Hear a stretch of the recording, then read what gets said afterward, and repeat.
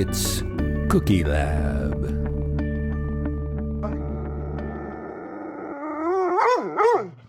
Hi, and welcome to Cookie Lab. I'm Jill. And I'm Chris. And Jill, today, Biscoff Part 2. Biscoff Part 2. Can we make, Part 2. in my never-ending quest to make a Biscoff cookie that I actually like? It's not going to happen. Not going to happen? Well, I'll tell you. Let me guess. Chocolate and caramel and marshmallows? There's no chocolate. There's no caramel. There's no marshmallows. Oh. Pure Biscoff bliss. Oh. I ate a lot of Biscoff cookies. You don't even like them. In the making of this cookie. Okay. I had to crumble them. I had already made them into the spread. Right. We tried the cookie butter last week. Which I didn't like. Okay. I had to then taste the dough, and then I had to put little Biscoff cookies into the cookie itself. And all of that required breaking off pieces of Biscoff cookie, putting some on the cookie, putting some in my mouth, and I became much more affectionate towards the regular Biscoff cookie. Familiarity did not breed contempt in this scenario? No. I have to admit that I liked it a little more as I went along. So I turned to a cookbook for this recipe. What I made was a stuffed Biscoff cookie stuffed with Biscoff cookie butter. And Biscoff cookies? I mean, I'm looking at it. And Biscoff cookies. So what's the base of the cookie? What type of recipe is that? This comes from a cookbook called Bake with Brookie. She is from Australia. Brookie has a recipe for Biscoff cookies. Oh, look at that. Look at that. Yeah. And so that's what I made. It's a Biscoff cookie. But it's not a Biscoff cookie. The Biscoff cookie is the Biscoff cookie. You made a cookie, another kind of cookie. Yes, the cookie is just butter and light brown sugar, regular sugar, egg, self-rising flour, plain flour, and a pinch of salt, baking powder, white chocolate chips, and Biscoff biscuits roughly chopped inside that dough. And you just make it like a regular cookie dough, and then you measure out 4.5 ounces into balls, which is about the size of a softball. That's a big cookie. Yeah. Then you spread it out flat. Previously, on Cookie Lab, you have frozen your cookie butter. Frozen, interesting. Yeah, 20-ounce balls. This is really opening my mind to think. Like, I have made things before, like Pop-Tart cookies that had strawberry jam in them. The freezing concept. Yeah, it makes it so much easier to work assist. with. Yeah, so you freeze your balls. I just use a small cookie scoop. Yeah. And froze the balls, put it in. I love this idea. And then put it in the refrigerator for 3 hours. Okay. And then I took them out of the refrigerator, baked them at 400 degrees, and that's the cookie we got. And then I stuck in the hot cookie a Biscoff protruding. Yes, gravestone cookie. No one has died in the production of And once these again, it is a cookie that is almost bigger than my face. So do you want to tell us anything about the history of this? I know we've covered Biscoff history.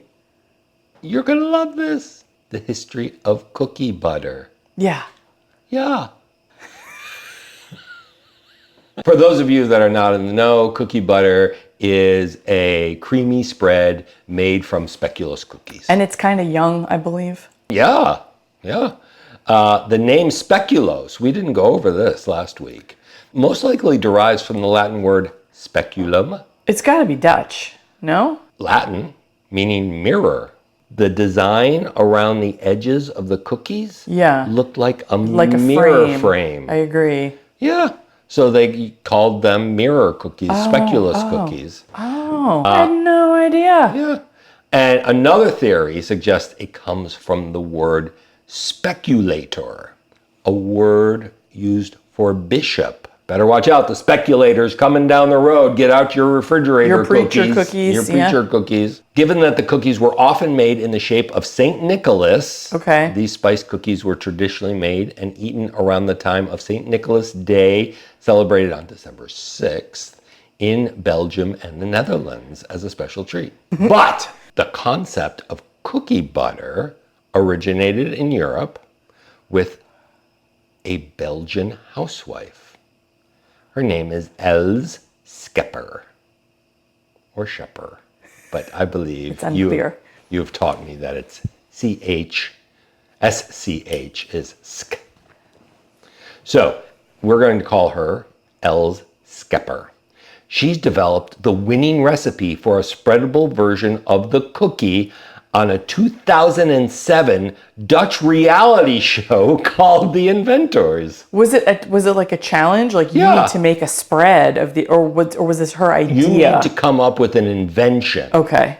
and win. And she won. And she won, deservedly so. Yeah. In Belgium and the Netherlands. What other cookies could we put in spreadable form? Let me tell you. Sky's the limit, right? Let me tell you. In Belgium and the Netherlands, some people would dip their speculoos cookies in coffee. And it gets soft and kind of mushy.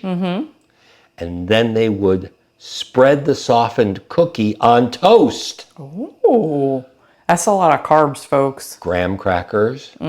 Dip your graham cracker in the milk. Kids, Oh, yes. that's what we used to do. For sure. Not even dip, like pour milk into a bowl of graham crackers and Oh, I never did that. yeah. Oh my. Nilla wafers. Decadent, yeah. The number of different butters you could make is limitless. Wouldn't you want like Oreo butter? They do make cinnamon toast crunch Butter? I did not know. They do. So, and we can thank Els Schepper and her friends for Thank you, for Els. that. Yeah, we love a little story. And the little cookie butter. And now it's time to eat the cookie. Yes. All right. Okay, here we go. I love the softness of the cookie butter in there. I think it's wonderful. Much better than a speculoos cookie. Very difficult to eat and talk. This might be one of those quiet cookies. I don't know what happened to the white chocolate chips that are in it, but There's one. I cannot stress enough the Mighty Delicious flour. Yeah. Barely a grainy texture to this at all. No. So smooth, melts in your mouth. The bottom got a little. Yeah. You cook it at 400 degrees for 18 minutes. And the bottom gets a little brown. It's not unpleasant. The cookie butter is so soft, and the cookie itself is such a good host for it. But it didn't get absorbed into the cookie. It stayed as its own entity. Because it was frozen. Yeah. As usual, Chris, a triumph. I'm very pleased with this cookie. Perhaps not on the level of Els Schepper, Well, but it's good. I just made a recipe. She invented something. All of my paws are in the air, Oh yeah. and my tail is wagging. Yeah, I would agree with you on this. This is the best way to eat a Biscoff cookie.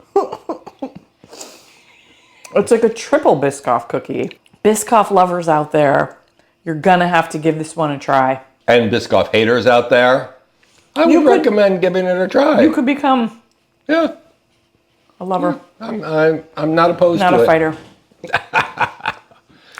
And there's also science in this. I should hope so. This is Cookie Lab.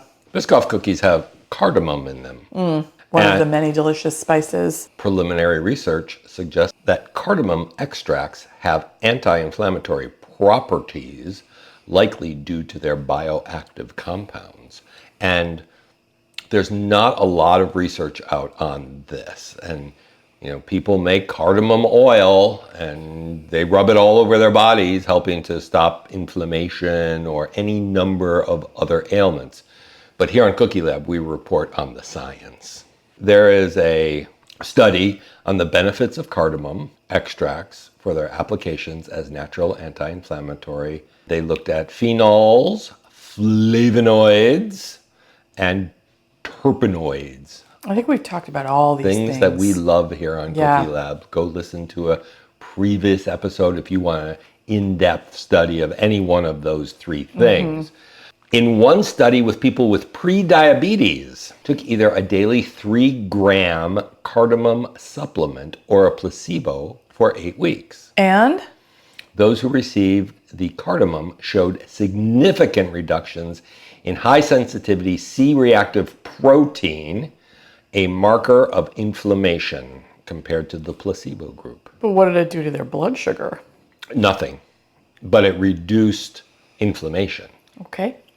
Cardamom has been used in traditional medicine to treat autoimmune diseases, including rheumatoid arthritis, psoriasis, and multiple sclerosis. Wow. The use of that comes from the same study that we've already talked about. In Morocco, a decoction is made. And I'm just reporting this because how often do you get to say decoction? I've never even heard of it. What is it? A decoction is made by boiling 2 handfuls of cardamom seeds So scientific. in water Handfuls. to extract their medicinal properties. This preparation is then consumed over 2 months to help manage rheumatoid arthritis and other immune-related disorders.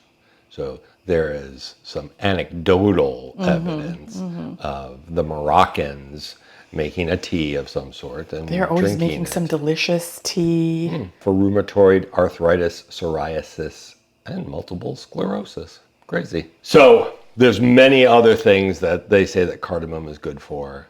One is making Biscoff cookies. I know that the Finns use a lot of it in their baked treats. Okay. So they're probably onto something. Well, I can't wait to see what we're on to next. Me neither. I have a great idea, I'll have to come up with something. but we will, and we'll share it here on Cookie Lab.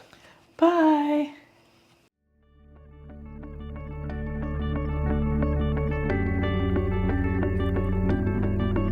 It's Cookie Lab.